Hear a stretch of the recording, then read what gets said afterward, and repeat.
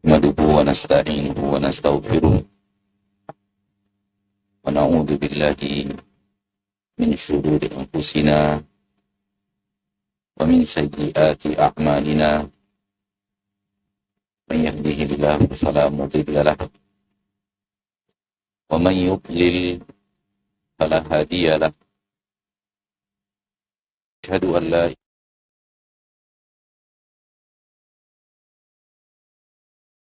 محمدا عبده ورسوله صلى الله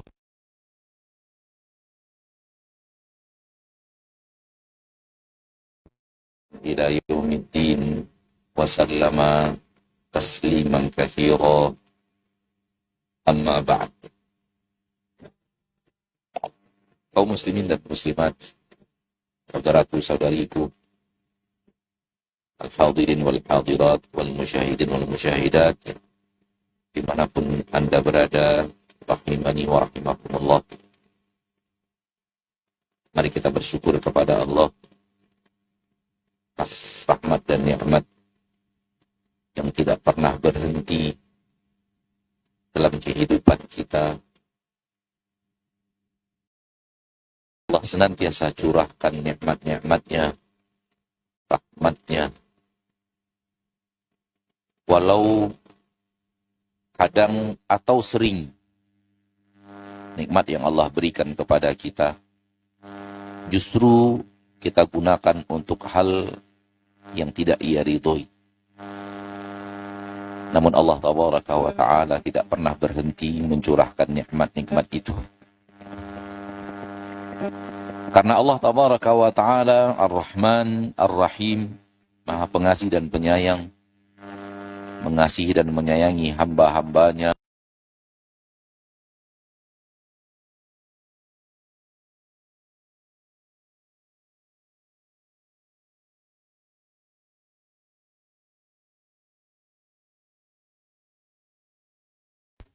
dari makhluk adalah kasih sayang seorang ibu yang dia curahkan, menebarkannya di tengah manusia, menebarkannya di permukaan bumi dengan dakwah, lalu bersabar atas apa yang akan didapatkan ketika menjalankan semua itu. Sabar dalam menimba ilmu, salam dalam mengamalkan, sabar di dalam mendakwahkan. Karena rintangan dan rintangan pasti Allah Tabaraka wa Ta'ala akan wujudkan dalam perjalanan menuju kemuliaan itu. Tak ada yang namanya kemuliaan tanpa rintangan. Tak ada yang namanya kesuksesan diraih dengan kenikmatan dari awal sampai akhir. Saksikanlah kehidupan di permukaan bumi ini, bahwa kemuliaan itu bergaris lurus dengan penderitaan menuju kemuliaan itu. Perjuangan menuju kemuliaan.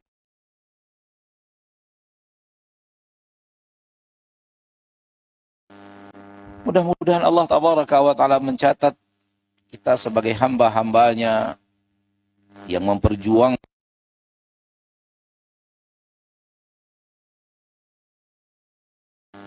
sehingga dimasukkan kita kepada kejayaan yang Allah inginkan dalam ayat ini, yang Allah maksudkan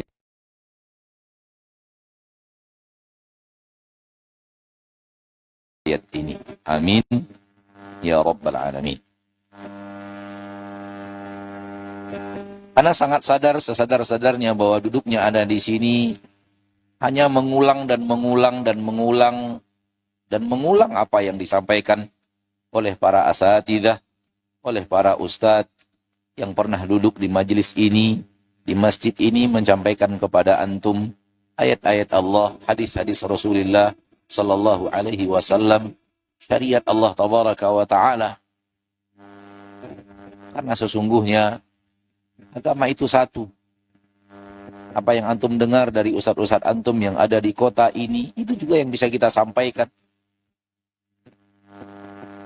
Dan disampaikan oleh siapapun yang datang. Karena agama Allah dari barat sampai timur, dari utara sampai selatan, satu agama. Sumbernya satu. Imamnya satu. Kitabnya satu. Dan ini bukti kebenaran.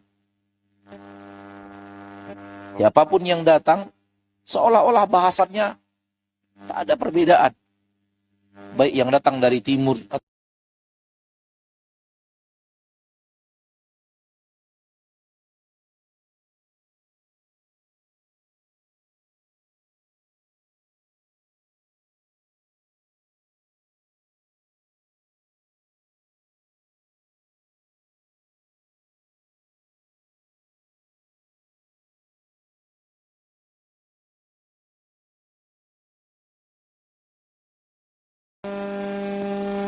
retorika mereka satu.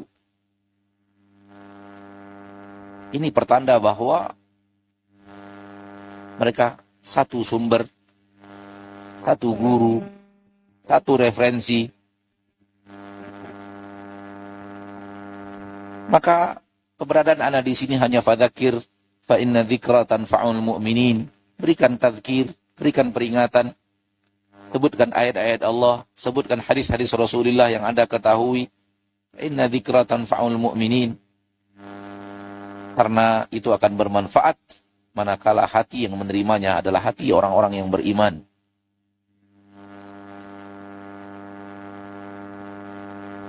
Ma'asyiral muslimin wal muslimat, saudaraku saudariku al-hadirin wal hadirat rahimani wa rahimakumullah. Hidup kita di dunia ini adalah untuk perjuangan. Kalau antum bertanya perjuangan dalam bentuk apa Ustadz, kembalikan lagi kepada surah Al-Asr tadi. Karena semua rumusnya ada di situ. Berjuang untuk ilmu, berjuang untuk mengamalkannya, berjuang untuk menebarkannya, menyampaikannya kepada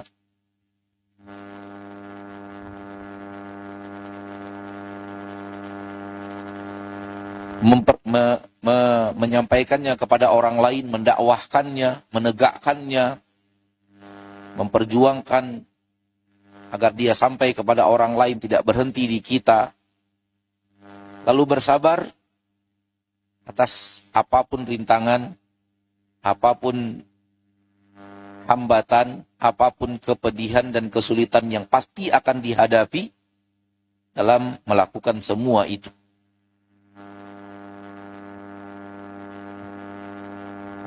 Seorang mukmin, seorang mukminah yang sadar hidupnya untuk berjuang akan berbeda dengan seorang mukmin, seorang mukminah yang tidak menyadari perjuangan itu.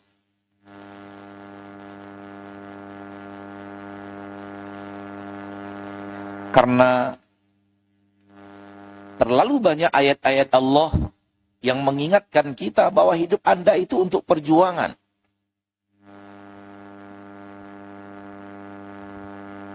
Allah mentakdirkan dunia ini bukan negeri di mana kita menimba hasil.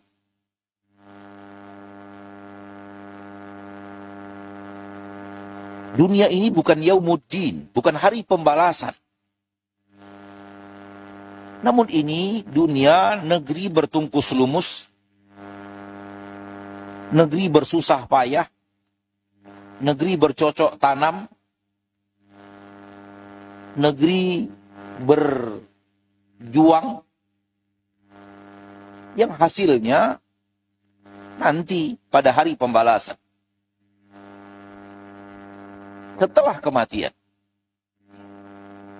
Karenanya di dalam Al-Quranul Karim Allah Tabaraka wa Ta'ala mengatakan ganjaran kalian terima setelah mati.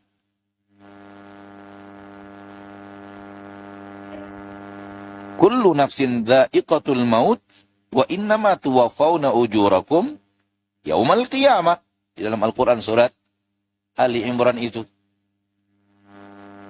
Semua manusia yang bernyawa pasti akan merasakan kematian dan kalian akan mendapatkan ganjarannya dari amal kalian nanti pada hari kiamat. Maka negeri ini bukan negeri menikmati. Ini negeri bertungkus lumus. Ini negeri perjuangan.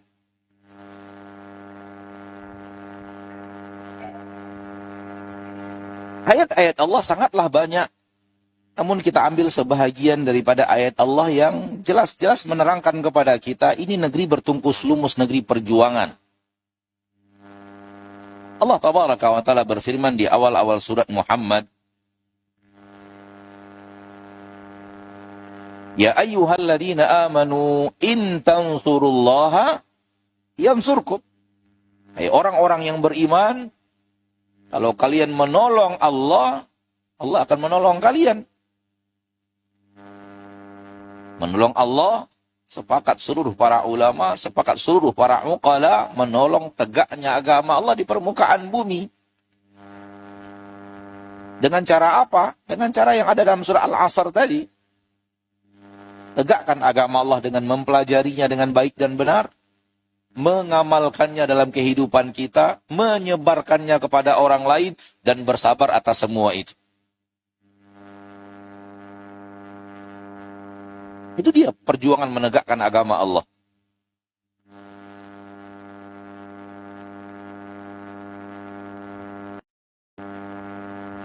Allah berjanji, kalau kalian berjuang menegakkan agama Allah, Allah akan tolong kalian. Allah akan kokohkan kaki kalian di atas kebenaran. Dan Allah kokohkan posisi kalian di permukaan bumi.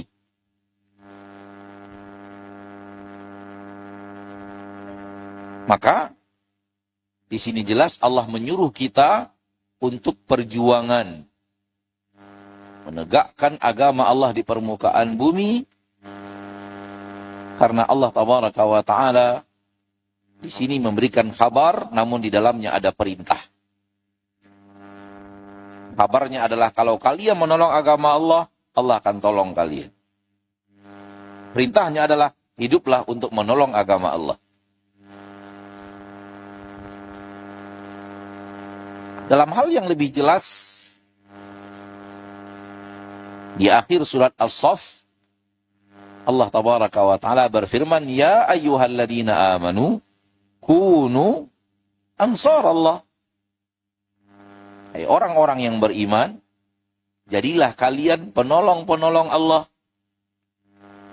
Ini lebih tegas lagi, menyuruh kita untuk hidup berjuang untuk agama Allah Tabaraka wa Ta'ala. Jadilah kalian pilar-pilar yang dengannya agama Allah tegak di permukaan bumi. Iyakum summa iyakum, memahami tegaknya agama Allah di permukaan bumi hanya dengan berperang, hanya dengan melawan pemimpin yang zalim, hanya dengan khilafah Islamiyah saja, tanpa itu tak ada yang namanya perjuangan. Ini batil. Ini batil. Dan ini hanya untuk membangkitkan semangat buta, lalu diarahkan kepada aneka ragam aksi.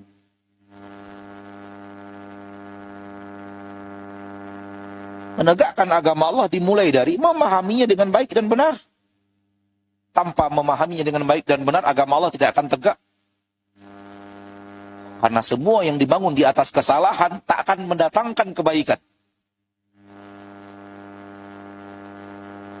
Kebenaran hanya akan tegak di atas kebenaran.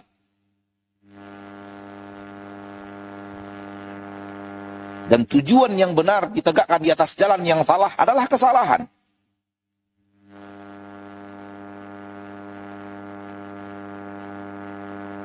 Karena tidak ada di dalam agama kita tujuan menghalalkan segala cara asal tujuannya benar, asal tujuannya mulia. Itu tidak ada dalam agama kita. Tujuan yang benar harus berada di jalan yang benar. Harus dimulai dari yang benar. harus berdiri di atas pondasi yang benar dari awal sampai akhir.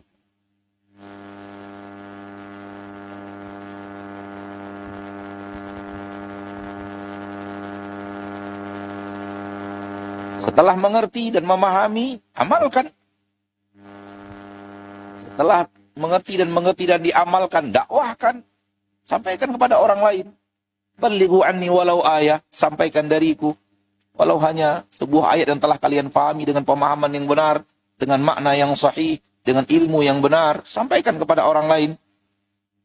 Liyuballigha syahid minkumul ghaib, yang kalian dengarkan dariku, sampaikan kepada yang tidak hadir.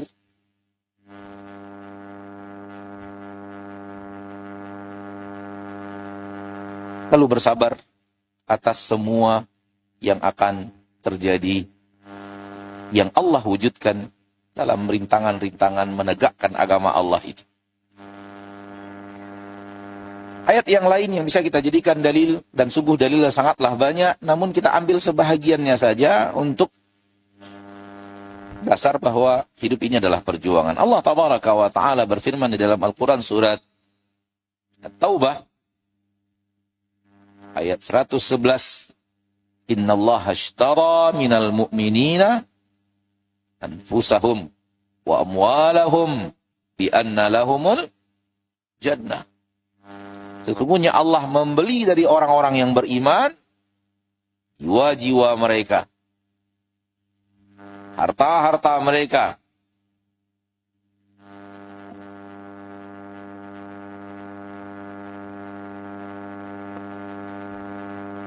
Innallaha ashtara minal mu'minina anfusahum wa amwalahum bi anna lahumul jannah. Allah akan beli dari mereka dengan membayarnya dengan surga. Maka hidup itu untuk berjuang dengan harta kita dan raga kita agar dibayar Allah dengan surga. Agar dibayar Allah dengan surga. Kita ambil satu ayat terakhir sebagai pendalilan bahwa hidup ini adalah perjuangan, kembali kepada surat Muhammad ayat 12. Innallaha yudkhilul ladina amanu wa amilus salihati jannatin tajri min tahtihal anhar wal ladina kafaru yatamatta'una wa ya'kuluna kama ta'kulul an'amu wan naru maswal lahum. Sesungguhnya Allah Tabaraka wa Ta'ala akan memasukkan orang-orang yang beriman dan beramal saleh ke dalam surga-surga yang mengalir di bawahnya sungai-sungai. Sementara orang-orang kafir hidupnya di dunia untuk makan, untuk bersenang-senang, untuk makan-makan.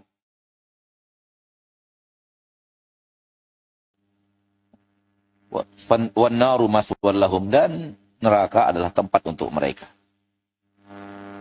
Satu kelompok hidupnya untuk bertungkus lumus di dalam iman dan amal saleh.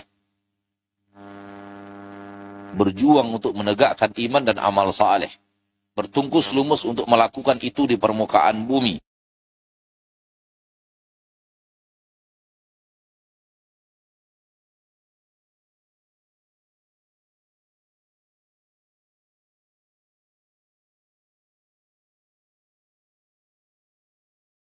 Hidupnya di dunia bukan untuk perjuangan. Hidupnya di dunia untuk memetik kenikmatan di dunia, bersenang-senang dan makan-makan. Akhi, dunia ini bukan untuk itu.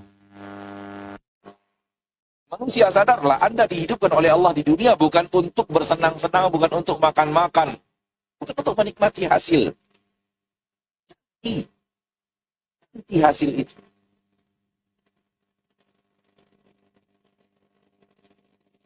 Dunia tempat bercocok tanam yang hasil dipetik nanti di akhirat.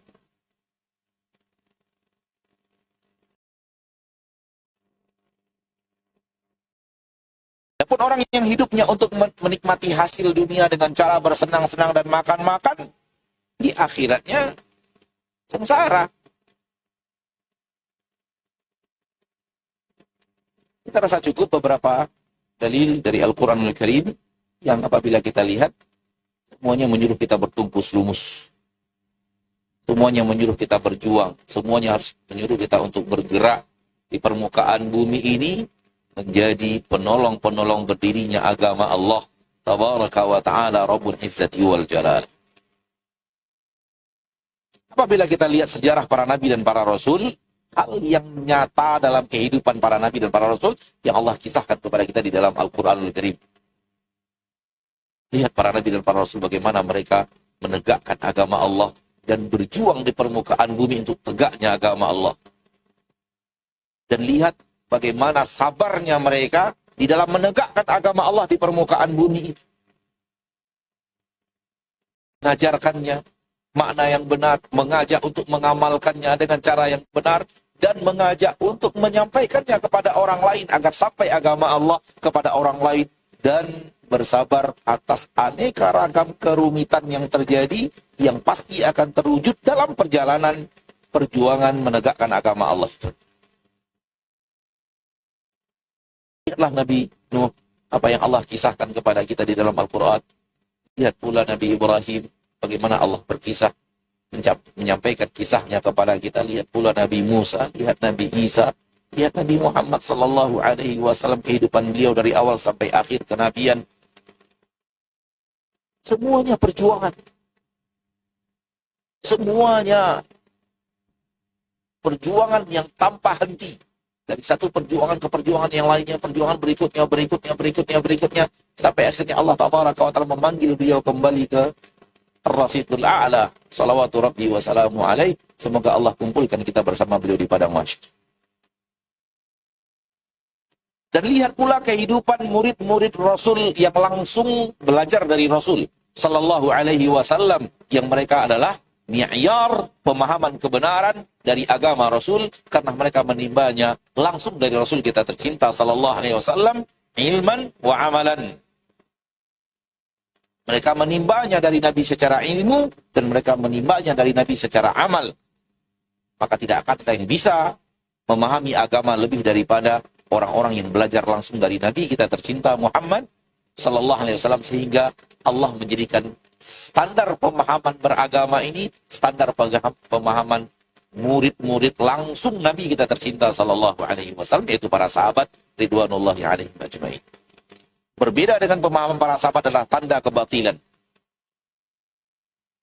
Berbeda dengan pemahaman para sahabat adalah tanda bujuk rayu iblis dan jebakan syaitan. Baik dalam cara memahaminya, atau dalam cara mengamalkannya, atau dalam cara mendakwahkannya.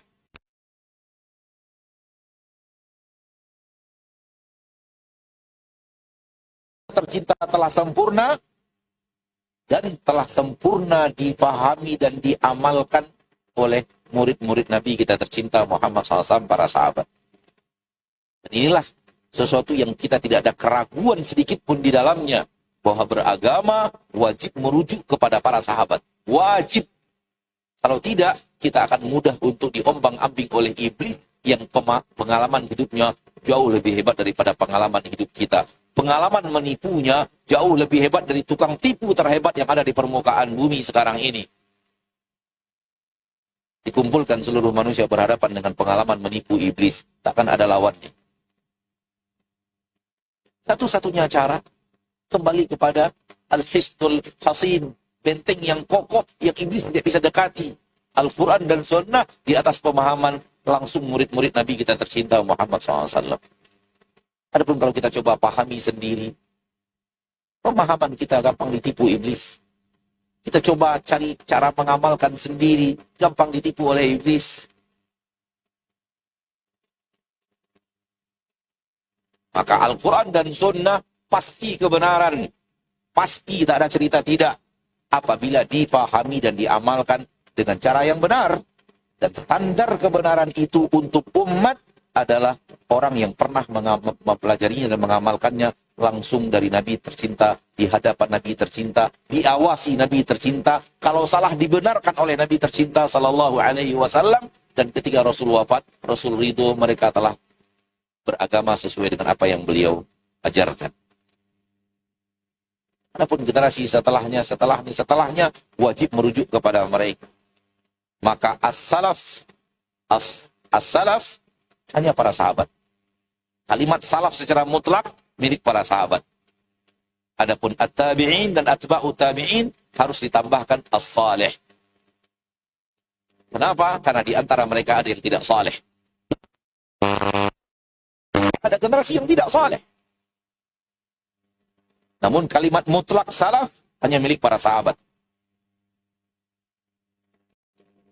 Apabila digandeng dengan tabi'in dan atba'u tabi'in, harus as-salafus saleh.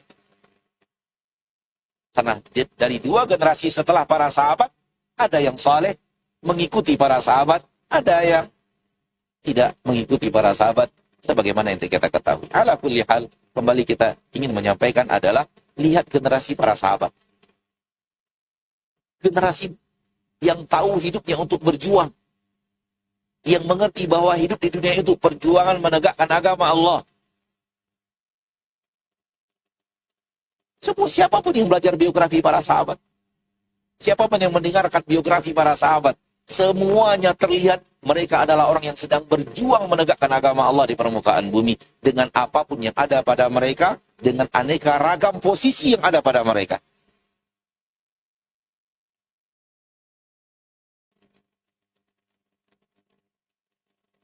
Maka tahulah kita bahwa kalau Al-Quranul Karim mengajarkan kita untuk berjuang, memerintahkan kita untuk hidup berjuang, Nabi kita tercinta hidupnya perjuangan beserta saudara-saudaranya dari para nabi dan para rasul. Para sahabat hidupnya, hidup dari awal sampai akhir adalah para pejuang menegakkan agama Allah Tabaraka wa Ta'ala. Pertanyaan berikutnya adalah, lalu bagaimana dengan kita? Apakah kita akan berbaris di barisannya para nabi dan para rasul? Di barisannya para sahabat? Atau tidak?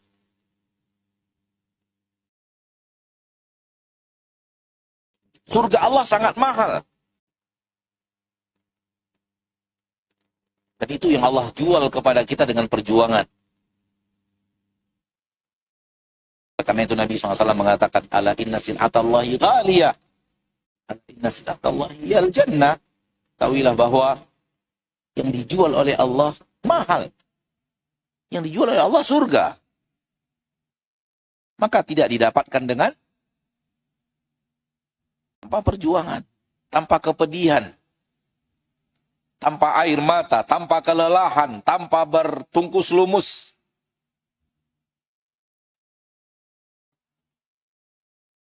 Wahai mukmin, wahai mukminah, wahai muslim, wahai muslimah, saudaraku, saudariku, mari kita sadari ini sesadar-sadarnya bahwa Allah ketika hidupkan kita di permukaan bumi ini bukan untuk menikmati dunia.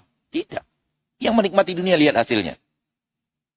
Walladzina kafaru yatamatta'una wa ya'kuluna kama ma ta'kulul an'amu wa naru maswal lahum. Ini hasilnya orang yang hidup di dunia untuk menikmati. Namun orang yang beriman hidup di dunia untuk bertungkus lumus dalam iman dan amal saleh. Innallaha yudkhilul ladzina amanu wa 'amilus shalihat.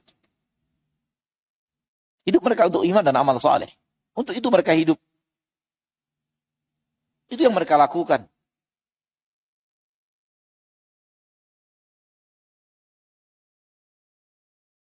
Maka mari saudaraku pada kesempatan yang berbahagia ini, Ana mengajak diri sendiri dan kita semuanya, mari kita menjadi pejuang-pejuang agama Allah. Mari menjadi orang-orang yang Allah suruh kita untuk menjadi itu. Di dalam ayat yang tadi kita bacakan, kunu ansar Allah. Jadi kalian pejuang-pejuang agama Allah.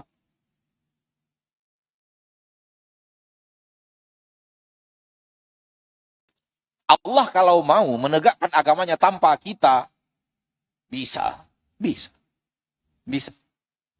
Fa'alul lima yurid. Innahu ala kulli syai'in qadir. Tak ada yang bisa menolak keputusan Allah. Dan Allah ketika memperlihatkan dengan jelas bahwa ia bisa menghancurkan Fir'aun sesaat tanpa sedikit pun menggunakan kekuatan Nabi Musa dan orang-orang yang beriman bersama Nabi Musa, Allah perlihatkan kepada kita bagaimana Allah menghancurkan musuh-musuhnya tanpa menggunakan hamba-hambanya. Hal yang sama kepada kaum Ad, hal yang sama kepada kaum Nuh alaihimussalam.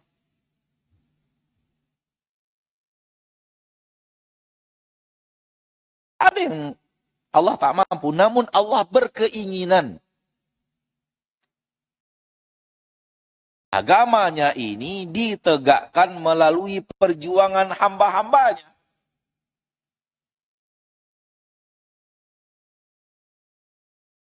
Agar perjuangan hamba-hambanya di permukaan bumi yang berletih-letih itu menjadi sarana kemuliaan mereka di sisi Allah. Melihat dengan baik dan benar. Allah ketika menyuruh kita berletih-letih dalam memperjuangkan agama Allah, ilman wa amalan wa da'watan, dan sabar atas semua itu, karena ini yang Allah inginkan. Kalau engkau ingin mulia di sisiku, aku bisa menghancurkan musuh-musuhku tanpa kalian. Allah mampu tegakkan agamanya di permukaan bumi tanpa siapapun. Tapi Allah berkehendak, kalau kalian ingin mulia di sisiku, tegakkan agamaku di permukaan bumi. Sebarkan agama Allah di permukaan bumi. Jadilah pejuang-pejuang untuk menegakkan agama Allah di permukaan bumi. Dengan itulah kalian bisa mulia di sisiku. Apabila kita lihat para sahabat, kita menemukan manusia-manusia mulia dengan nama-nama yang harum dan wangi sampai saat ini. Orang-orang yang kalau namanya didengar oleh telinga orang mukmin, nama yang indah, hanya dengan namanya disebut saja. Ada semacam keindahan, kemuliaan tiada tara menghiasi nama itu. Lihat saja Bilal bin Rabah. Ambil satu contoh, Bilal bin Rabah radhiyallahu anhu wa ardhahu. Ketika kita mendengar nama Bilal bin Rabah, begitu namanya disebut, langsung nama itu penuh dengan kemuliaan, penuh dengan keindahan, penuh dengan nama seorang yang sangat mulia di hati orang-orang yang beriman. Pertanyaannya adalah, dengan apa Bilal mencapai nama yang sangat mulia itu di tengah manusia? Dengan bersenang-senang? Dengan berleha-leha? Ada orang yang mendengar nama Bilal bin Rabah kecuali langsung mengetahui penderitaan beliau dalam mempertahankan agamanya dan membela agama Nabi Muhammad sallallahu alaihi wasallam. Bilal bin Rabah tidak terkenal dengan kekayaannya, tidak terkenal dengan pangkat dan jabatannya, tidak terkenal dengan yang manusia sekarang ingin mulia dengan hal tersebut. Tidak. Tapi setiap mendengar nama Bilal bin Rabah, yang terbayang adalah penderitaan yang sangat hebat, penderitaan yang sangat dahsyat, dan sabar atas penderitaan itu, dan tidak bergoyah untuk tetap di atas ilmu, tetap di atas amal, dan tetap menyampaikannya kepada manusia seperti yang didapatkan dari Nabi Muhammad sallallahu alaihi mulia.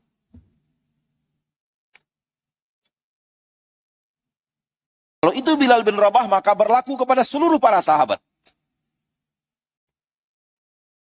Mulianya mereka karena perjuangan yang luar biasa yang telah mereka lakukan bersama Nabi kita tercinta SAW dan setelah Rasul kita tiada.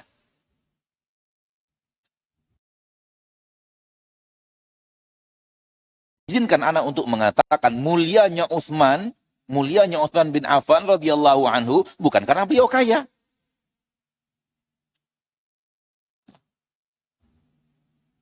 Tapi karena perjuangan hebat melalui kekayaan.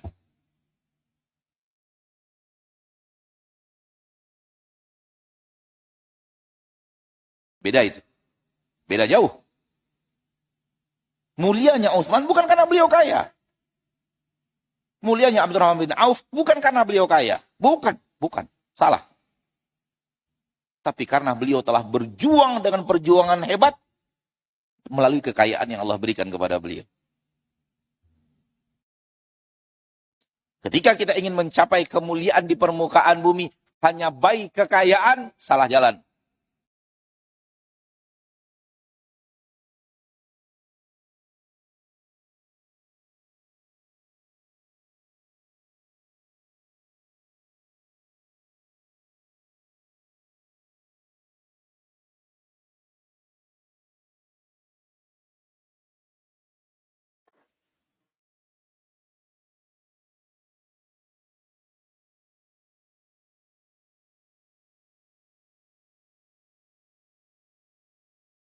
Tapi spanduknya dari Sabang sampai Merauke. Itu iklan, bukan perjuangan, itu iklan. Mungkin biaya spanduknya lebih mahal daripada kurban yang 1 miliarnya.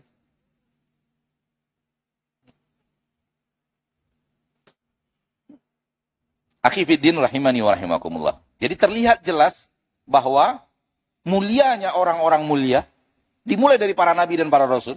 Tertinggi nabi kita dan rasul kita tercinta sallallahu alaihi wasallam. Mulianya orang-orang mulia dari para sahabat bukan karena mereka bukan, tapi karena mereka berjuang. Mereka hidup di dunia menjadi ansarullah. Mereka hidup di dunia menjadi penolong tegaknya agama Allah tabaraka wa taala rabbul izzati wal jalalah.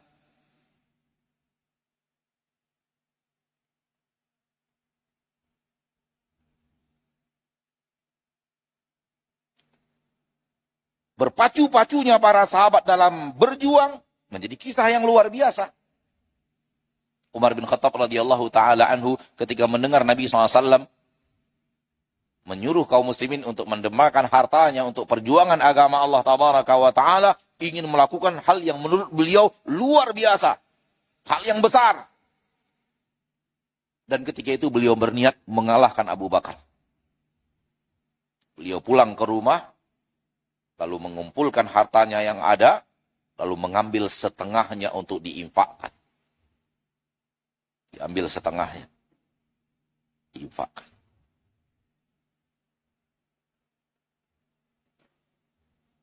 Antum kalau mendengar kalimat Umar menginfakkan setengah hartanya, itu nggak terlalu rumit.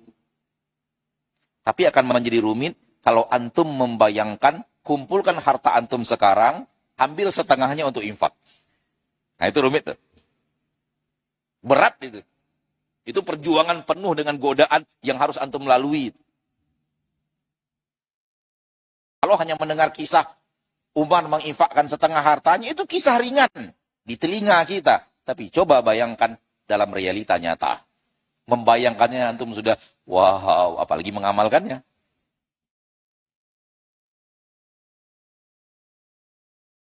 Teman-teman tahu isi rekening berapa?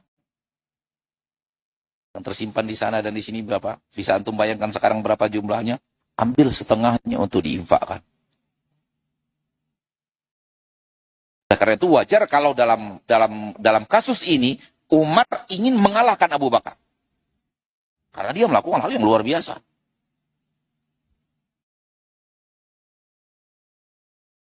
Radhiyallahu anhu wa arda. Itu sudah perjuangan besar itu. Sudah hal yang luar biasa untuk sebuah perjuangan. Setengah harta kita infakkan di jalan Allah.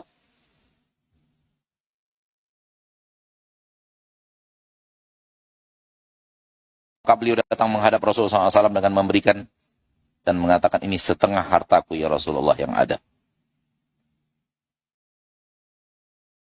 Selesai. Didoakan oleh Nabi keberkahan dan semacamnya, beliau menjauh dari Nabi dan menunggu apa yang akan dilakukan oleh Abu Bakar. Dan beliau sangat berharap pada momen ini saya bisa mengalahkan Abu Bakar. Namun nggak ngasih tahu Abu Bakar, kita pacu-pacuan ya gitu, enggak. Jadi berlombanya orang yang beriman, berlomba di alam gaib, hanya Allah yang menilai.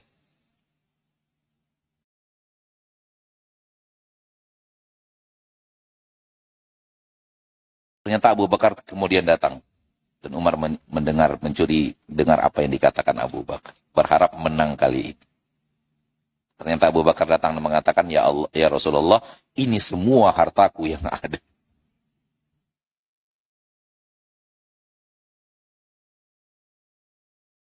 Mulianya mereka karena yang begini-ginian loh Pak.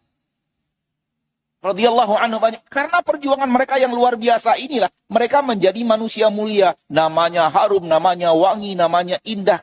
Semua orang memujinya, semua orang tahu siapa dia, semua orang yang beriman, Allah kenalkan kepada nama-nama mereka, kepada seluruh orang yang beriman. Seluruh mereka mendoakan orang yang beriman, mendoakan Abu Bakar dan Umar. Oleh karena itu, mereka yang melaknat Abu Bakar dan Umar, jelas bukan agama Islam itu.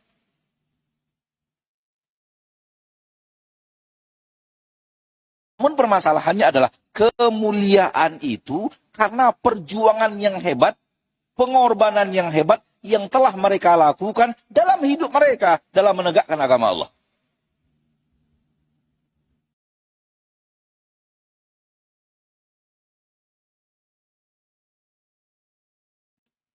Abu Hurairah miskin. Punya harta, nggak punya kebun, nggak punya rumah, nggak punya bisnis. Tapi berhentikah beliau berjuang menegakkan agama Allah? No, tidak. Beliau berjuang dengan apa yang beliau bisa perjuangkan, dengan perjuangan yang Allah berikan kepada beliau, di bab yang Allah berikan kepada beliau. Hai orang-orang yang kurang harta, Anda punya kelebihan waktu yang tidak dimiliki oleh orang-orang yang Allah berikan kepada mereka kelebihan harta. Jadi kalau Allah berikan kelebihan harta, Allah tidak berikan kelebihan waktu. Kalau Allah berikan kekurangan harta, Allah berikan kelebihan waktu. Iya atau tidak? Dunia ini Allah buat adil loh. Karena Allah itu maha adil. Setiap ada kelebihan pasti ada kekurangan. Setiap ada kekurangan pasti ada kelebihan. Tinggal bagaimana kita melihat mana kelebihan kita agar kita bersyukur dan mana kekurangan kita agar kita sabar. Tinggal itu saja hidup di dunia ini. Jangan pernah mencari kelebihan pada orang lain agar kemudian hidup kita untuk memandang-mandang kelebihan itu. Justru hiduplah untuk melihat kelebihan kita yang itu adalah kekurangan pada orang lain agar kita bersyukur atas apa yang diberikan oleh Allah kelebihan kepada kita yang itu kekurangan bagi orang lain. Maka antum yang memiliki kelebihan waktu, berjuanglah dengan kelebihan waktu yang Allah berikan kepada antum. Bisa. Siapa bilang tidak? Abu Hurairah telah membuktikannya radhiyallahu an. Apa yang dilakukan oleh Abu Hurairah? Dengan kelebihan waktu yang banyak, yang tidak dimiliki oleh para sahabat, yang berdagang di pasar, yang safar dalam rihlatus syita'i wal saif dalam berdagang, yang tidak ada kebun untuk diurus. Abu Hurairah berjuang untuk memahami agama Allah, mempelajari agama Allah langsung dari Nabi, menghafalkannya. Dan tugas-tugas antum-antum yang sekarang punya kelebihan waktu dalam menghafal agama Allah, menghafal Al-Quran, menghafal sunnah, menghafalkan perkataan para ulama untuk nanti disampaikan. Terutama para santri. Kelebihan waktu yang Allah berikan kepada antum sudah tidak sama lagi dengan waktu yang Allah berikan kepada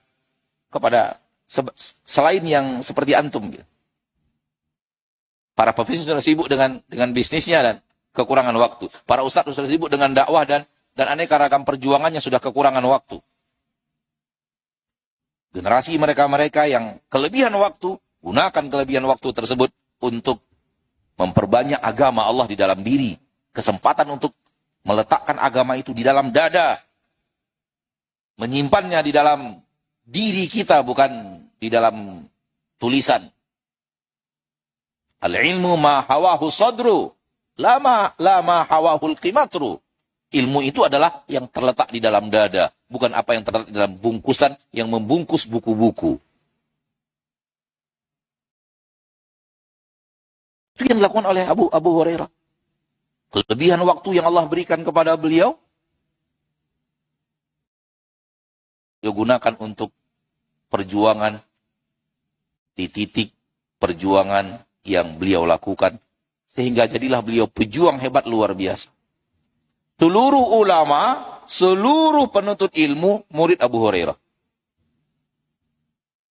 Kita semua ini murid Abu Hurairah. Abu Hurairah berjasa dalam menyampaikan ilmu Rasul kepada kita. Ya atau tidak? Seluruh ulama di permukaan bumi sekarang ini murid Abu Hurairah. Generasi sebelumnya, sampai generasinya para tabi'in dan sebagian sahabat yang menimba ilmu dari Abu Hurairah. Lihat kemuliaan baik kemiskinan dan kekayaan kesempatan. Dimanfaatkan luar biasa oleh Abu Hurairah radhiyallahu anhu wa ardhah.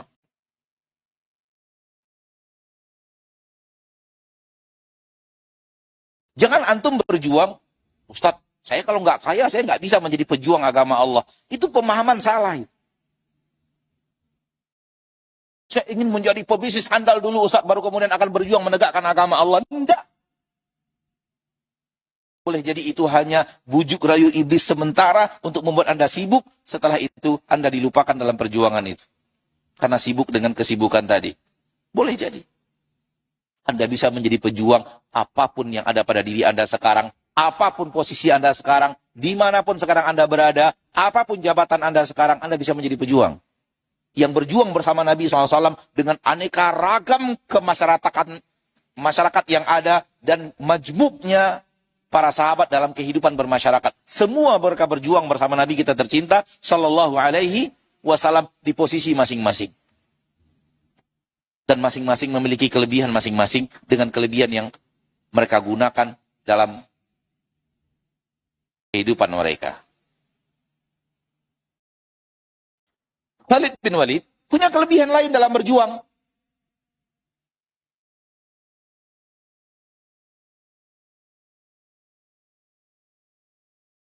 Yaitu berperang. Saifullahil Maslul. Karena beliau adalah seorang panglima perang yang luar biasa, ahli strategi perang. Beliau berjuang dengan strateginya itu. Dengan kekuatan tenaga yang Allah berikan kepada beliau radhiyallahu anhu.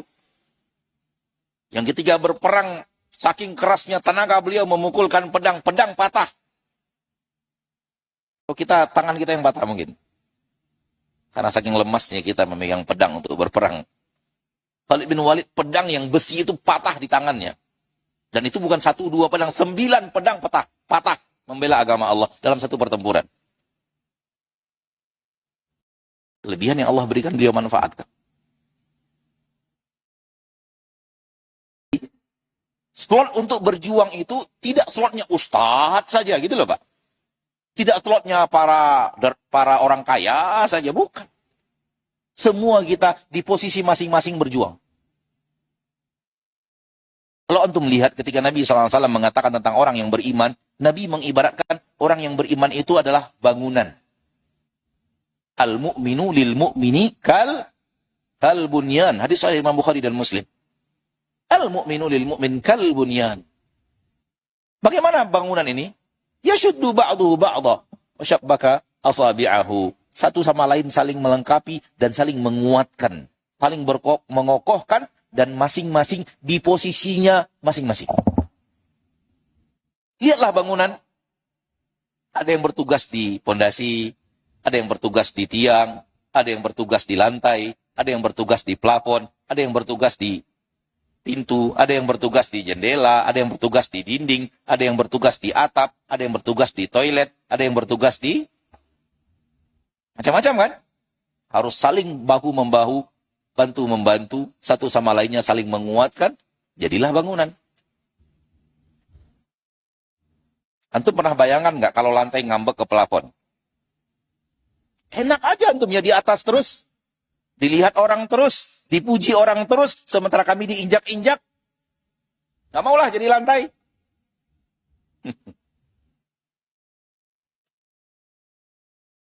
Nah, antum bayangkan. Ilustrasi seperti itu. Lantai nggak mau jadi lantai.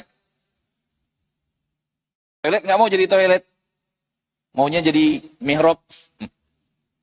Dilihat orang terus, dipuji orang terus.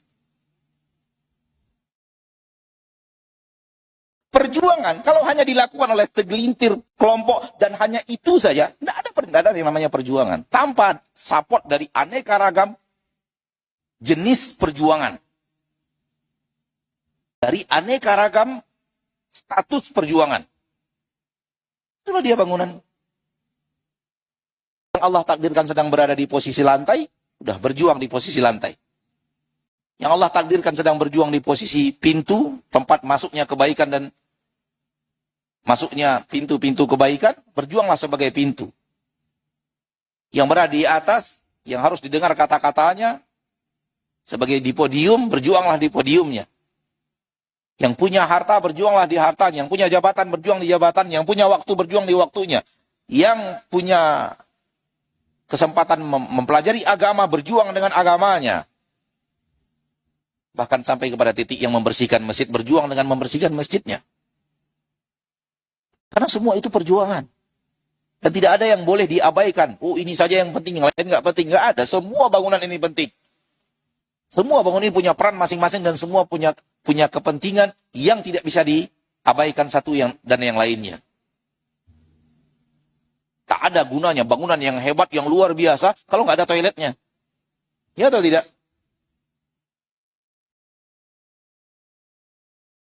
Hilang kemegahan apapun. Masya Allah, bangunan luar biasa. Cuman aibnya bangunan ini 10 lantai. Yang luar biasa marmernya, aibnya cuma satu. Nggak ada toilet. Tuh, coba lihat.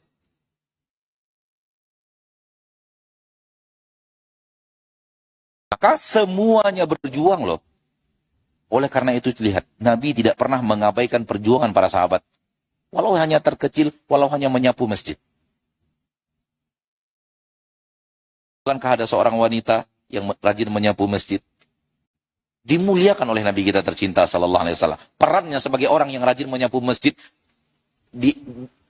dihargai oleh Nabi dengan penghargaan yang luar biasa. Sampai ketika beliau wafat, Nabi tidak tahu telah dikuburkan para sahabat. Nabi mengatakan, tunjukkan kepadaku di mana kuburan.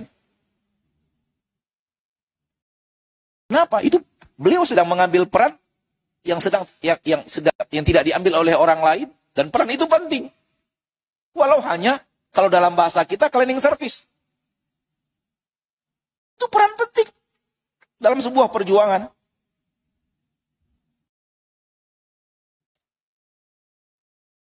Maka saling menghargai, saling memberikan manfaat, saling mendukung, itu dia ketika Nabi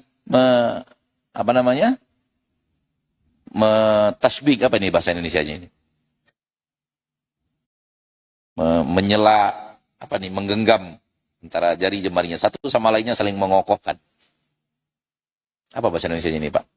Mana dosen bahasa Indonesia kita di sini?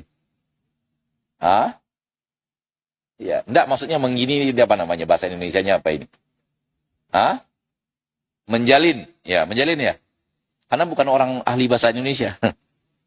Mana dosen-dosen bahasa kita? Ya, begini, udah, prakteknya begini udah. Apa bahasa Indonesianya nggak tahu nih. Lanjut, menjalin. Mengerat. Memperarat. Udah, terserah lah, pokoknya gambarnya begini. Ada yang merasa dirinya lebih berjasa dari orang lain. Masing-masing berada di peran masing-masing. Dan pasti ketika antum mengambil peran, antum ada perannya. Pasti ada. Tinggal mau atau tidak. Tinggal mau berjuang atau tidak mau berjuang di peran itu. Jangan, saya maunya peran yang ini, peran Utsman gitu. Orang kan pengennya begitu. Saya pengennya perannya Utsman. Jadi itu bisikan iblis. Agar Anda keluar dari peran Anda yang sesungguhnya, mencoba untuk meniru peran orang lain yang bukan Anda spesifiknya dan ahlinya dalam peran itu.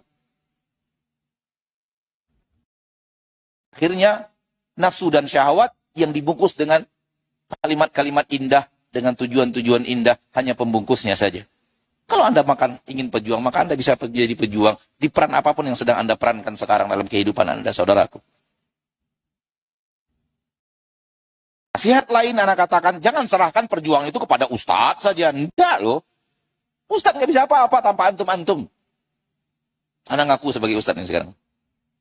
Dan mewakili ustadz-ustadz yang lain. Ustadz nggak bisa apa-apa tanpa madunya. Tanpa peran perjuangan antum-antum yang sangat banyak, dengan varian yang sangat banyak, ustadz nggak bisa apa-apa.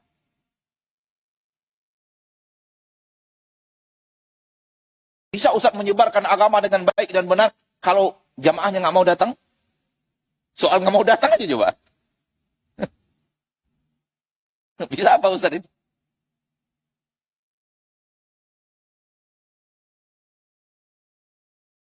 Ada yang membangunkan masjid, ada yang ada yang datang, ada panitia, ada yang menyambut kita, ada yang merapikan sendal, ada yang ini semua peran. Dan tak ada di antara kita yang tahu mana bahagian peran orang-orang yang benar-benar ikhlas, yang darinya Allah berkahi amal ini. Nggak ada yang tahu. Hanya Allah yang tahu siapa yang paling Allah tabaraka wa ta'ala muliakan dalam perjuangan masing-masing. Kalau di zaman Rasul, ya ada wahyu yang Allah berikan kepada Nabi SAW, sehingga melalui itu Allah beritahu kepada Nabi dan Nabi beritahu kepada umat. Abu Bakar yang paling baik, Umar setelahnya, Utsman setelahnya, Ali bin Abi Thalib setelahnya, 6 yang tersisa setelahnya. Ahli Badar lebih baik daripada selain ahli Badar. Yang masuk Islam sebelum Fathu Makkah lebih baik daripada yang masuk Islamnya setelah Fathu Makkah. Karena ada wahyu. Tanpa wahyu, semua itu menjadi sesuatu yang tidak bisa diketahui siapa yang lebih baik dari siapa. Maka peran lantai bisa jadi lebih baik daripada peran yang lainnya. Maka ambillah kesempatan di peran-peran yang Allah sedang berikan kepada antum. Jangan sia-siakan. Ana bisa berjuang dengan ilmu, datangi. Peran itu melalui ilmu. Ana bisa berjuang melalui waktu, datangi. Ana bisa berjuang melalui harta, datangi. Orang bisa berjuang melalui ilmu dan strategi. Ayo. Semua kita saling membutuhkan. Semua bangunan saling membutuhkan satu sama lainnya. Saling mendukung, saling memberikan peran sehingga menjadi bangunan yang kokoh, sempurna. Jangan serahkan kepada orang-orang tertentu, kelompok tertentu, bahagian. Enggak. Giliran kita menjadi petugas parkir, jangan abaikan bahwa petugas, wah ini kenapa sih saya dikasih peran petugas parkir, bukan petugas pendamping ustadz gitu misalnya. Kayaknya saya peran yang aneh-aneh enggak tahu kita, bukan mungkin dari peran antum yang luar biasa, keikhlasan antum yang luar biasa ngurus ini juga. Enggak ada yang harus disepelekan. Karena semua itu adalah sebuah komponen penting dari sebuah bangunan besar yang saling support, saling dukung, saling menguatkan, dan saling berada pada peran masing-masing untuk mencapai keutuhan bangunan tersebut. Hal yang sama dalam perjuangan menegakkan agama Allah. Sehingga lihat Nabi kita tercinta SAW. Seluruh para sahabat di perannya masing-masing bergerak masing-masing. Yang belajar agama, yang sedang berdagang, yang sedang menuntut ilmu, yang sedang menyampaikan, yang sedang berkebun, yang sedang di pasar, yang bertugas mengumpulkan zakat mal, yang kemudian ketika saatnya gabung bersama untuk jihad fisabilillah. Saudaraku, ambil peran kita. Karena kalau kita sadar hidup ini untuk perjuangan, lalu kita tidak andil dalam perjuangan itu, demi Allah kita mencampakkan diri kita dari kemuliaan. Demi Allah kita mencampakkan diri kita dari kemuliaan. Karena mulianya seorang mukmin dengan perjuangan hidupnya menegakkan agama Allah.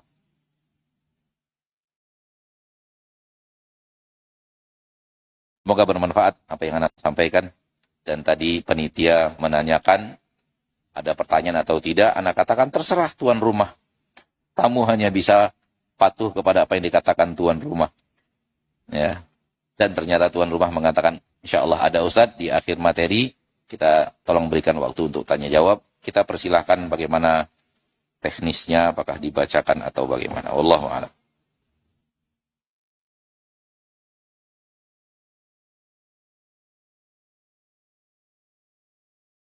Mana host kita tadi yang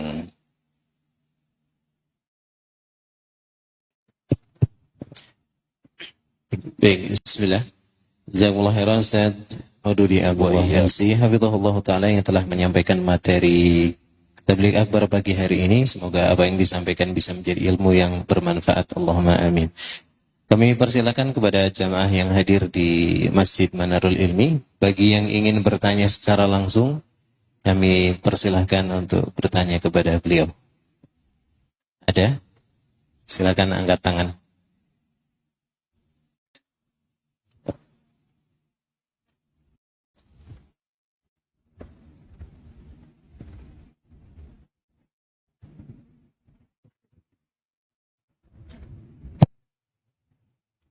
Bismillah, Assalamualaikum warahmatullahi wabarakatuh. Mohon penjelasannya Ustadz. Di tempat saya kan yang ngaji sunnah itu kan sedikit, sedangkan seperti kayak ibadah-ibadah di masyarakat itu yang walau alam ada dasarnya dalam syariat atau tidak. Contohnya seperti selesai mensolatkan jenazah ada pembacaan Al-Fatihah dan zikir bersama. Sebagai orang yang sudah mengaji-ngaji kayak syariat itu, bagaimana untuk mendakwakannya dan bagaimana sikapnya, Dad? Mohon penjelasannya, Dad. Baik.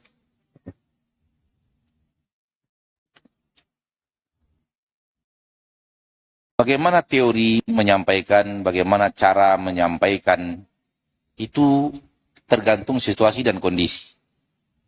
Tidak bisa dipukul rata, karena keadaan bervariasi, situasi bervariasi, maka cari cara terbaik untuk menyampaikan. Begitu yang ada dalam agama Allah. Walakin dzikra la'allahum yattaqun. Akan tetapi berikan peringatan, mudah-mudahan mereka bertakwa. Imam Abdurrahman As-Sa'di dalam ayat ini mengatakan, cari jalan terbaik, sekira-kira jalan itu jalan yang terbaik untuk memperkenalkan takwa kepada mereka. Ada satu jalan rule pasti harus begini, enggak. Karena situasi dan kondisi berbeda-beda antara satu masjid dengan masjid yang lain, satu daerah dengan daerah yang lain, satu jamaah dengan jamaah yang lain. Intinya, orang yang ingin mendakwahkan mencari cara terbaik untuk menyampaikan yang lebih dekat kepada ketakwaan. Begitu inti dari apa yang disampaikan oleh Syekh Abdurrahman As-Sa'di dalam ayat ini. Cari jalan, cari sarana terbaik itu apa? Boleh jadi sarananya hanya membeli buku dan meletakkannya di masjid. Itu juga bahagian daripada sarana menyampaikan dakwah. Ya kan? Boleh jadi menebar-nebarkan, membagi-bagikan buku kepada jamaah. Boleh jadi minta izin untuk membuat acara di masjid, mendatangkan ustaz. Boleh jadi macam-macam. Boleh jadi bisa ngobrol langsung dengan pengurus masjid. Pengurus masjid terbuka untuk diskusi penuh dengan keinginan yang baik, dengan diskusi yang tidak debat kusir. Sekiranya itu bisa dikerjakan juga, ya. Maka bervariasi dan tidak bisa dipukul rata. Harus caranya harus begini. Harus Anda berdiri di podium setelah sholat Jumat kemudian mengatakan ini adalah salah, ini adalah bid'ah. Enggak begitu. Hal-hal yang seperti ini bisa dikerjakan di suatu tempat, tidak bisa dikerjakan di tempat yang lainnya. Maka, tapi intinya adalah berusaha menyampaikan kebenaran. Berusaha bahwa kebenaran itu kita sampaikan kepada mereka dengan cara yang terbaik pada setiap kondisi dan situasi yang bervariasi. Ya. Maka tak ada cara menyampaikannya itu satu bab muttaridah, semuanya harus seragam. Itu enggak ada. Intinya adalah sampaikan kebenaran dengan akhlakul karimah. Ud'u ila sabili rabbika bil hikmah. Dengan akhlak yang mulia, dengan lemah lembut, dengan tutur kata, namun caranya bagaimana, itu masing-masing situasi dan kondisi. Likulli hadisatin hadis, likulli maqamin maqal. Di mana ada tempat dan situasi, ada cara untuk menyampaikan pada situasi itu. Di mana ada strategi ada pembicaraan pada strategi tertentu. Maka musyawarahkan dengan teman-teman yang sedikit yang antum katakan tadi, bagusnya bagaimana kita berhadapan dengan masyarakat ini. Apabila antum kewalahan bisa berdiskusi dengan ustadz, masyarakat saya dalam keadaan seperti ini, bisa minta nasihat juga. Wallahu ta'ala alam. Naam. Baik, jazakumullah khairan Ustaz atas jawabannya. Semoga bisa menjadi ilmu yang bermanfaat. Baik, kami persilahkan kepada jamaah sekalian yang mungkin masih ingin bertanya. Namun sebelum itu kami mohon izin untuk menyampaikan informasi. Kami informasikan kepada jamaah Tabligh Akbar pagi hari ini yang membawa kendaraan mobil berwarna putih yang parkir di depan gedung baru sebelah masjid dengan nomor polisi R1446CL Kami ulangi, R1446JL. Dimohon untuk mohon bantuannya untuk menggeser mobilnya. Terima kasih. Baik, kami persilakan. Silakan Bapak. Mic yang tadi digeser. Iya. Silakan Bapak. Begini tadi, dalam sebuah perjuangan biasanya pelaku pejuangnya itu berbeda-beda. Ada yang keilmuannya, tingkat kesabarannya udah tinggi, ada yang masih rendah. Tolong nasihatnya Tad, bila mana misalnya saya berjuang dikasih tugas sebagai pemanggil untuk orang-orang sholat, muadzin. Dalam menjalankannya ternyata banyak sekali kritikan, nggak enak lah suaranya, kurang fasih lah ini itu. Apakah misalnya kayak gitu, saya lebih baik mundur sambil memperbaiki diri? Apakah itu termasuk orang yang lari dari perjuangan atau tidak? Tapi ketika saya sudah menyampaikan, misalnya saya mundur saja ganti yang lain, malah tidak boleh. Jalan terus. Tapi ketika jalan kayak gitu sambil memperbaiki, tetap aja. Kamu kurang ini, kurang itu, kurang itu. Minta solusinya. Terima kasih. Baik. Apa yang antum sampaikan adalah sesuatu yang sering ana sampaikan di banyak kesempatan, bahwa sebuah hal yang realita nyata dalam kehidupan kita, bahwa penonton lebih pandai daripada pemain. Orang yang hanya mendengar, menyaksikan, dan mengamati, itu ahli mengkritik. Misalnya, anggaplah siapa sekarang jago pemain bola yang ahli itu main bola. Itu kalah sama kritikan penonton.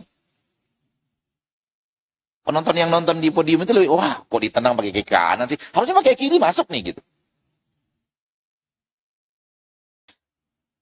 Dan apa yang antum katakan tadi, apabila dipahami dengan apa yang anda katakan, itulah yang terjadi. Penonton sering lebih mahir mengkritik daripada pemain. Tapi giliran penonton disuruh main, gempor dia. Nggak sanggup. Makanya itu yang antum katakan tadi. Ketika saya sudah mencoba, ya udahlah. Yang mengkritik saja coba maju, saya mundur. Oh enggak, jangan. Karena dia nggak bisa main. Maka, bahagialah Anda kalau Anda sedang dalam posisi pemain. Dan sedihlah Anda kalau Anda pada posisi penonton. Nah, sekarang tinggal melihat, saya di posisi pemain atau di sisi penonton. Kalau di sisi pemain, berbahagialah. Anda pemain. Pasti pemain lebih mahir daripada penonton. Oleh karena itu, ketika Anda pemain, bahagialah dapat kritikan penonton. Nah, itu kalimat itu yang mungkin bagi antum harus diperbaiki. Jangan sedih dikritik penonton. Kenapa? Karena ketika antum dikritik penonton, menunjukkan antum pemain. Mana ada pemain tanpa penonton meriah? Berarti mana ada pemain tanpa kritikan penonton meriah? Paham mana maksud? Maka tinggal menjadikan bagaimana kritikan itu tidak menjadi sesuatu yang bagi antum nilainya negatif, tapi menjadi alhamdulillah. Kalau saya dikritik, berarti saya adalah pemain. Saya lebih mahir daripada dia sebagai penonton yang bisanya ngeritik. Begitu disuruh main, nggak mau. Itu loh Pak. Tentu usaha untuk memperbaiki diri itu tetap harus dikerjakan, tetap harus diperbaiki. Tapi intinya adalah jangan sedih dikritik. Wallahi. Semua manusia dapat kritikan, Pak. Seluruh pemain dapat kritikan. Siapapun dia. Nggak ada orang hidup, Nabi Muhammad saya dikritik. Nabi Muhammad. Manusia paling mulia, paling sempurna yang tadi kita katakan. Secara manusia, beliau yang paling sempurna. Tak ada cacat, tak ada kekurangan, tak ada kesalahan, tak ada kekeliruan dalam hidupnya. Tapi juga tetap dikritik. Tidak hanya sekedar dikritik, lebih daripada itu malah. Oleh karena itu, tak ada perjuangan tanpa kritikan. Jadikan kritikan itu sesuatu yang membahagiakan kita, koreksi diri, perbaiki diri, tapi tidak membuat semangat kita luntur untuk tetap berjuang. Dan ini hanya satu contoh dari saudara kita yang berjuang, dan sebenarnya apabila ingin diperlakukan kepada semuanya, itu terwujud. Wallahi terwujud. Maka tinggal Anda mengingatkan kepada kita semuanya tanpa terkecuali termasuk diri sendiri, mau jadi pemain atau jadi penonton. Kalau mau jadi penonton, ngeritik aja lalu samain.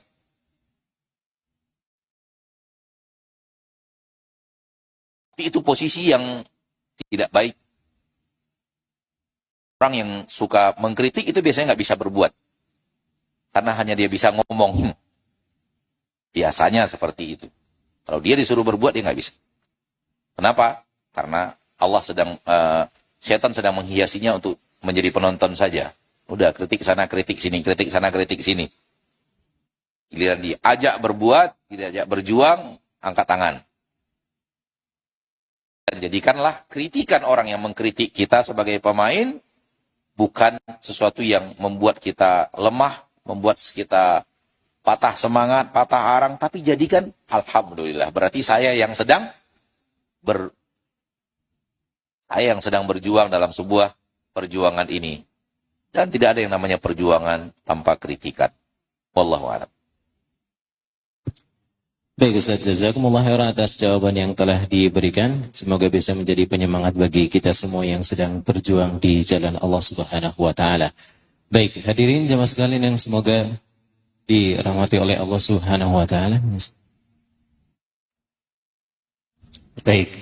Kami berikan kesempatan terakhir kepada jamaah sekalian untuk bisa bertanya, dan ini barangkali pertanyaan terakhir untuk pagi hari ini di momen ini.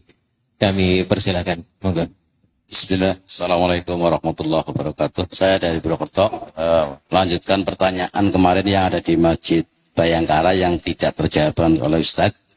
Begini Ustadz, di masjid kami itu ada grup, istilahnya grup bolang. Grup sak-sakan atau grup kesana kemari menjelajahi sisi-sisi hutan. Tapi itu dilakukan oleh umahat, ibu-ibu, tanpa mahram. Sampai safar. Seperti safar, cuma dari daerah sekitar ya. Tak safar, Pak? Tidak safar. Umpamanya dari pagi sampai sore umpamanya. Otomatis kan itu kalau tanpa mahram kita mengkhawatirkan, karena kami bagian dari DKI Masjid ya, karena kami menyarankan tidak terlalu banyak mengadakan kegiatan-kegiatan semacam itu, karena kegiatan itu dilakukan sepekan sampai 2 atau 3 kali. Padahal kalau bisa kita 3 kali menggunakan waktu pagi sampai sore, terkadang setengah hari. Padahal suami-suami mereka tentunya juga butuh pelayanan dalam hal kegiatan dalam rumah tangga. Di sisi lain, waktu-waktu itu kan tentunya banyak menyita waktu yang bisa saja kewajiban-kewajiban para ibu itu tidak berjalan dengan baik, seperti mendidik anak, mengurus kegiatan rumah tangga dan lain sebagainya, atau belajar, mengaji, menghafal dan lain-lain. Oleh karena itu kami menyarankan pada grup-grup itu agar kegiatan itu dijarangkan atau tidak terlalu dikedepankan, karena efeknya itu sebagian mereka adalah orang-orang yang masih pemula dalam belajar agama ya, sehingga mereka banyak yang bersolek, kemudian berselfie, mengupload video dan lain sebagainya, dan ini baik. Tentu saja melangkah kepada pertanyaan. Pertanyaannya adalah jawabannya bagaimana hukumnya, intinya begitu. Kayaknya di pertanyaan Bapak udah ada jawabannya itu. Karena ini yang kita dengar dari pertanyaan tadi udah ada jawabannya di situ.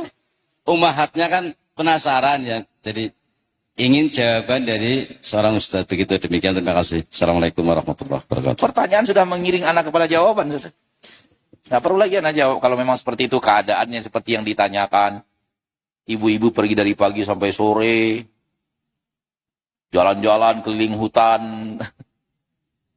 entah jalan kaki, entah pakai sepeda. Itu pun tidak sekali dalam 2 pekan. Dalam sepekan, seminggu bisa 3 kali. Wow. Kalau dilakukan sekali dalam 2 tahun, mungkin masih oke juga. Tapi 3 kali dalam seminggu. Ya, ditambah lagi yang tadi, para suaminya kewalahan. Ditambah anak-anaknya juga merintih. Itu kan pertanyaan tadi kan? Ditambah lagi, ternyata perginya bukan hanya untuk sekedar olahraga, sehat, tapi selfie-selfie, kemudian menghias, berbahagia di media sosial dengan jalan-jalan itu. Yang menderita adalah anak dan suaminya. Itu yang kita dengarkan dari pertanyaan, maka pertanyaan sudah ada jawaban. Wallahu ta'ala alam. Jadi memang sesuatu yang berlebih tidak bagus. Dan wanita semakin banyak dia melakukan kegiatan di luar rumah, semakin banyak melakukan kegiatan di luar rumah, semakin tidak baik. Ini kaedahnya. Oleh karena itu dalam agama Allah, Allah mengatakan, وَقَرْنَ فِي بُيُوتِكُنَّ. Wahai wanita, berdiam dirilah kalian di rumah. Dinding rumah adalah benteng iman terkuat wanita. Andai para wanita menyadari firman Allah Tabaraka wa Ta'ala ini. Jadi memang, ya, sarankan kepada ibu-ibu itu, tolong jangan 3 kali dalam seminggu lah. Ya, digeser-geser dikit 3 kali dalam 3 tahun. 3 kali sama-sama, boleh juga 3 kali, tapi 3 kali dalam 3 tahun. Jadi kan acara-acara, kita yang laki-laki ini nggak punya waktu untuk 3 kali dalam seminggu keliling-keliling hutan. Padahal kita laki-laki.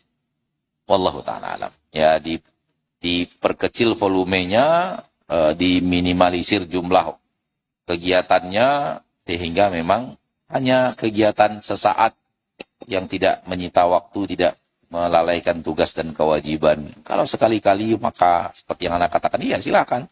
Sekali setahun, 2 kali dalam setahun mungkin. Ya, sebagai ajang berkumpul, asal jangan safar ya. Asal jangan safar dan tidak pada tempat-tempat yang membahayakan kaum wanita dan tidak diisi dengan ghibah dan namimah. Sampai di sini pertemuan kita pada kesempatan yang berbahagia ini. Semoga Allah Tabaraka wa Ta'ala Rabbul Izzati wal Jalalah menjadikan kita seorang mukmin yang hidup untuk berjuang. Wallahi demi Allah, kalau kita tidak ikut, agama Allah ini tidak akan hilang di permukaan bumi. Karena Allah pasti akan tegakkan agamanya pakai kita atau pakai orang lain. Allah tegakkan agamanya di permukaan bumi dengan kita atau tanpa kita. Maka kalau kita tidak masuk, kita yang rugi. Semoga bermanfaat. Wassallallahu wasallam wa baraka wa an'ama ala abdihi wa rasulihi Muhammad. Walhamdulillahi rabbil alamin. Wassalamualaikum warahmatullahi wabarakatuh. Waalaikumsalam warahmatullahi wabarakatuh. Jazakumullah khairan.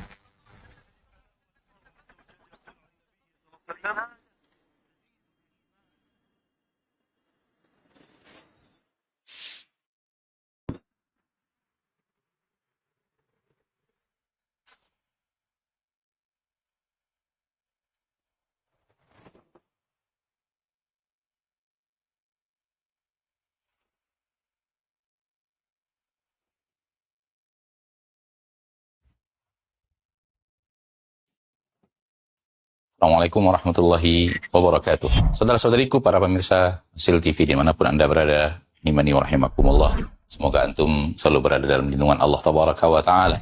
Dan semoga kesehatan, keberkahan, rahmat dan nikmat Allah Tabaraka wa Ta'ala selalu meliputi Anda semuanya. Ma'asyiral muslimin, ma'asyiral muslimat, dakwah merupakan sebuah tugas bersama dari umat Nabi kita tercinta Muhammad sallallahu alaihi wasallam. Allah Tabaraka wa Ta'ala menyuruh kita untuk meninggikan agama Allah Tabaraka wa Ta'ala dengan kemampuan yang kita miliki. Yang mampu dengan ilmunya, berdakwah dengan ilmunya. Yang mampu dengan tenaganya, berdakwah dengan tenaganya. Yang mampu menyumbangkan waktunya. Demikian juga yang mampu dengan hartanya, maka berdakwah dengan harta itu. Saudara-saudariku, para pemirsa Hasil TV dimanapun Anda berada, pada kesempatan yang berbahagia ini, saya mengajak Anda, pemirsa Hasil TV dimanapun berada, para pencinta Hasil TV dimanapun berada, untuk meringankan beban operasional yang dibutuhkan oleh Hasil TV di dalam mengemban suara dakwah yang agung ini.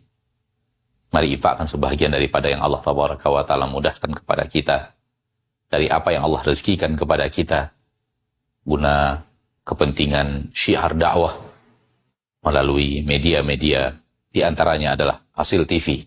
Melalui Hasil TV, sangat banyak saudara-saudari kita kaum muslimin dan muslimat yang bisa mendapatkan dakwah di bumi yang sangat jauh, di negeri yang sangat terpencil. Bahkan tidak sedikit dari mereka yang mendapatkan hidayah kepada sunnah Rasulullah SAW melalui media Asil TV yang kita cintai. Semoga apa yang antum berikan merupakan pembuka kebaikan, merupakan pembuka hidayah bagi saudara-saudari antum menuju jalan yang sesuai dengan sunnah Nabi kita tercinta SAW, sehingga di akhirat mendapatkan pahala bagaikan seorang yang di tangannya Allah Tabaraka wa Ta'ala bukakan hidayah kepada seseorang. Seperti yang dikatakan Nabi kita tercinta SAW, la iyahdiyallahu bika rajulan wahidan khairun laka min humurin na'am. Sekiranya satu orang mendapatkan hidayah melalui dirimu, melalui usahamu, melalui apa yang telah engkau berikan, melalui apa yang telah engkau dakwahkan, maka itu lebih baik daripada unta merah. Sebagian para ulama mengatakan lebih baik daripada dunia dan perhiasannya. Sallallahu wasallam wa baraka wa an'am ala abdihi wa rasulihi Muhammad. Walhamdulillahi rabbil alamin. Assalamualaikum warahmatullahi wabarakatuh.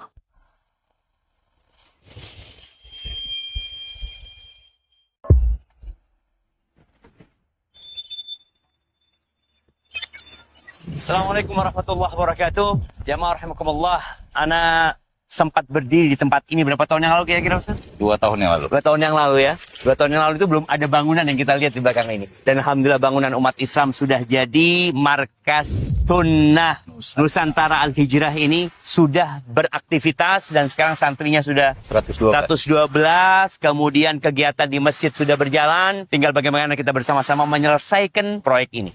Iya, proyek ini kalau kata Ustaz Maududi butuh waktu panjang, tapi yang jelas kita harus segera, Ustaz. Insya Allah. Karena umur kita nggak ada yang tahu ya. Tapi yang jelas yang akan kita bawa adalah apa yang kita amalkan ya. Ya. Ketika seorang mati, dia nggak bawa mobilnya, nggak bawa rumahnya, tapi amalan akan dia bawa. Paling tidak antum punya sesuatu yang antum titipkan di tempat ini.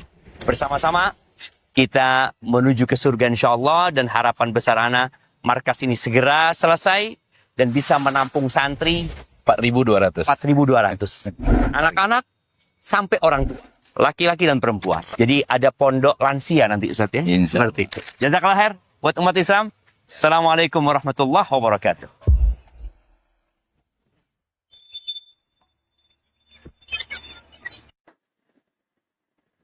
Menuntut ilmu adalah jalan yang lurus yang kita pinta setiap saat kepada Allah. Kita senantiasa mengatakan,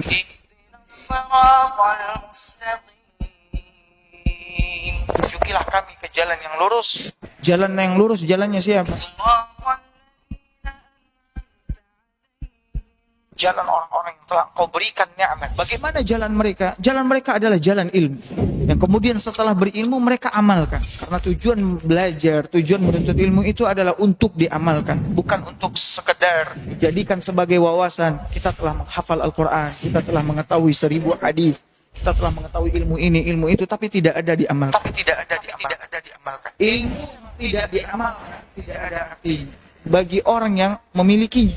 Bahkan yang ada ilmu tersebut akan menjadi bala, petaka, bencana bagi orang yang memilikinya karena tidak diamalkan.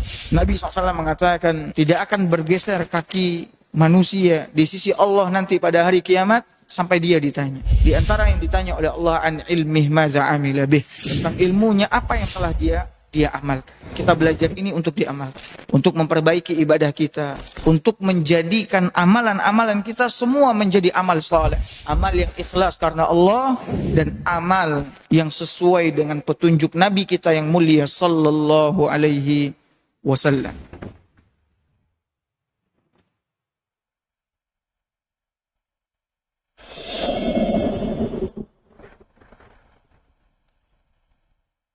Badiru bil a'mal. Segera kalian beramal. Segera. Fitanan katita illailil muzlim. Sebelum datang fitnah-fitnah. Kekacauan-kekacauan yang seperti potongan malam yang gelap gulita. Yusbihur rajulu mu'minan. Pagi harinya dia beriman. Wa yumsi kafir. Sorenya sudah kafir. Yabi'u dinahu bi'aradin minad dunya. Dia menjual agamanya. untuk mendapatkan sedikit dari kenikmatan dunia yang sebenarnya akan dia tinggalkan. وَإِذَا رَأَوْا تِجَارَةً أَوْ لَهْوًا انفَضُّوا إِلَيْهَا وَتَرَكُوكَ قَائِمًا قُلْ مَا عِندَ اللَّهِ خَيْرٌ مِنَ اللَّهْوِ وَمِنَ التِّجَارَةِ وَاللَّهُ خَيْرُ الرَّازِقِينَ.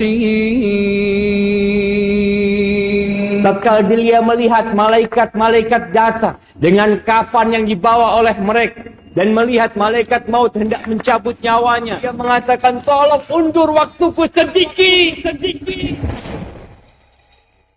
Dia sayang dengan apa yang dia kumpulkan dari harta. Yang membuat dia telat Jumatan selama ini. Ternyata semua harta itu ditinggalkan. Rumah ditinggalkan. Jabatan ditinggalkan. Semua ditinggalkan. Dia ingin fasadar. Wala yuakhirallahu nafsan idza jaa ajaluha. Nggak ada sudah. Kalau sudah datang waktu, maka jangan menunda-nunda amal.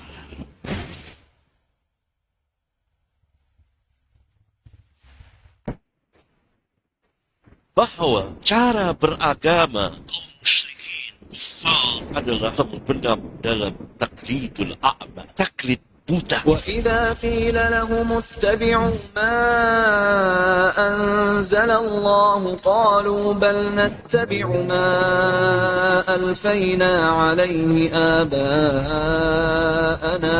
Mengikuti kebiasaan bapak-bapak mereka, nenek moyang mereka. Mereka tidak beragama berdasarkan ilmu tapi taklid.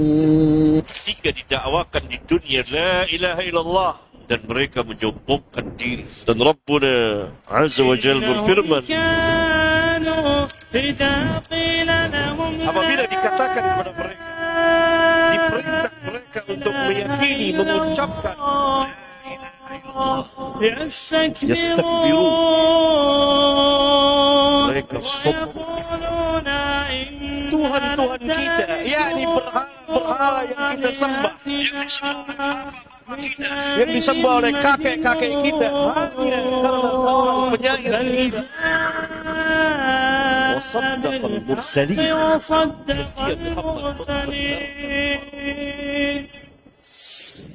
Tidak ada dakwah tanpa dakwah tauhid, dan Nabi SAW senantiasa mendakwakan dakwah tauhid. Tidak lewat satu zaman melainkan Al-Quran menampakkan kemujizatannya.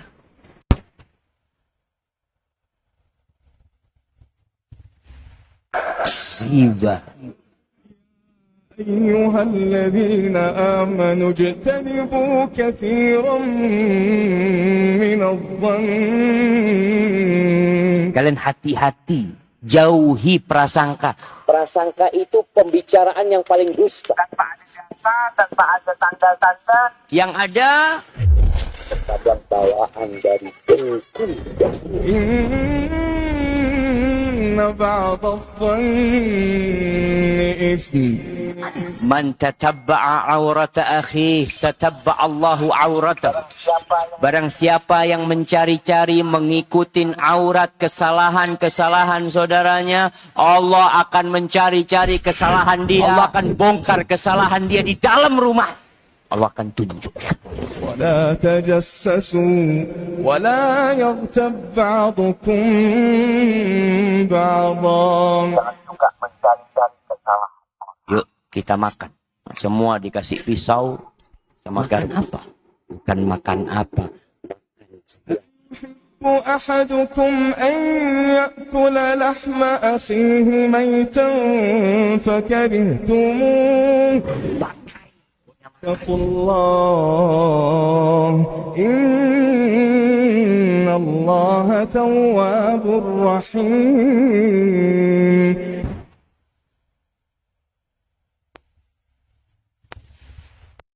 Bismillahirrahmanirrahim. Perkenankan kami berbagi adab terhadap orang tua. Di antara manusia yang paling berjasa bagi kita adalah orang tua kita.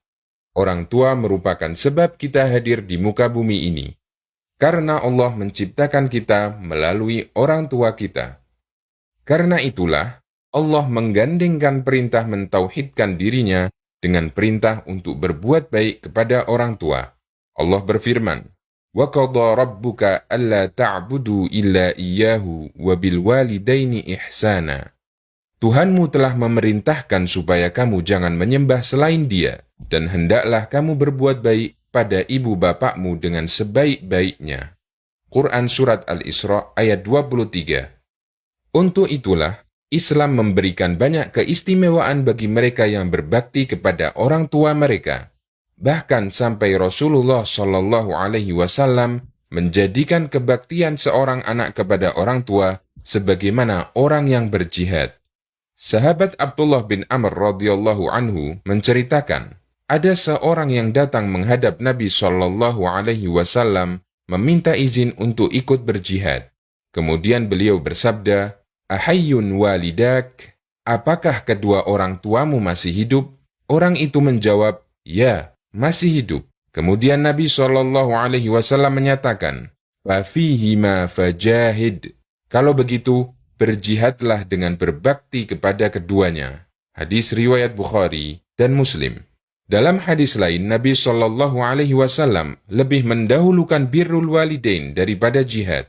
Sahabat Ibnu Mas'ud radhiyallahu anhu pernah bertanya kepada Nabi Shallallahu Alaihi Wasallam, amal apakah yang paling dicintai Allah? Jawaban beliau, as-salatu ala waqtiha. Salat tepat waktu. Ibnu Mas'ud bertanya lagi, kemudian setelah itu amal apa? Jawab Nabi Shallallahu Alaihi Wasallam, thumma birrul walidain. Kemudian berbakti kepada kedua orang tua. Ibnu Mas'ud bertanya lagi, kemudian setelah itu amal apa? Jawab Nabi Shallallahu Alaihi Wasallam, al-jihadu fi sabilillah. Kemudian jihad fi sabilillah. Muttafaqun alaih. Oleh karena itu, beberapa ulama di antaranya Ibnu Hibban menegaskan bahwa berbakti kepada kedua orang tua lebih didahulukan daripada jihad fi sabilillah yang hukumnya sunnah. Rasulullah Shallallahu Alaihi Wasallam juga memberikan janji sangat indah berupa surga bagi orang yang berbakti kepada kedua orang tuanya. Dari Aisyah radhiyallahu anha, Nabi Shallallahu Alaihi Wasallam bersabda, "Dakhaltul jannata fasami'tu fiha qira'atan. Qultu man hadha? Qalu Harithatu bin Nu'man. Kadakumul bir." Aku pernah masuk surga. Lalu aku mendengar suara bacaan di surga. Aku bertanya, siapa ini? Para malaikat menjawab, Harithah bin Nu'man. Seperti itulah pahala berbakti kepada orang tua. Hadis riwayat Ahmad dan disahihkan oleh Syu'aib al-Arnaud. Sahabat Harithah bin Nu'man dikenal sebagai anak yang paling berbakti kepada ibunya. Dan masih ada banyak dalil yang menunjukkan keutamaan berbakti kepada orang tua. Berikut beberapa adab yang harus kita jaga bersama orang tua. Pertama, menjaga sopan santun saat berbicara dengan mereka. Allah melarang manusia untuk berkata "uf" kepada orang tuanya atau membentak mereka. Allah berfirman, "Imma yablughanna 'indakal kibara ahaduhuma aw kilahuma fala taqul lahumā uffin wa la tanharhuma wa qul lahumā qawlan karīmā." Jika salah seorang di antara keduanya atau kedua-duanya sampai berumur lanjut dalam pemeliharaanmu, maka sekali-kali janganlah kamu mengatakan kepada keduanya perkataan dan janganlah kamu membentak mereka, dan ucapkanlah kepada mereka perkataan yang mulia. Quran Surat Al-Isra ayat 23. Ibnu Katsir menjelaskan, uf adalah berkata buruk yang paling rendah tingkatannya. Kedua, berusaha untuk tawadhu di hadapan orang tua. Anak tidak perlu terlalu menunjukkan kehebatannya dan merasa paling berjasa di depan orang tuanya. Sebaliknya, tunjukkan bahwa dirinya berhutang jasa kepada orang tuanya. Allah berfirman, "Wakhfid lahuma janahadz dzulli minar rahmah." Dan rendahkanlah dirimu terhadap mereka berdua dengan penuh kesayangan. Quran Surat Al-Isra ayat 24. Ketiga, jangan mengarahkan pandangan tajam ke orang tua sebagai bentuk penghormatan baginya.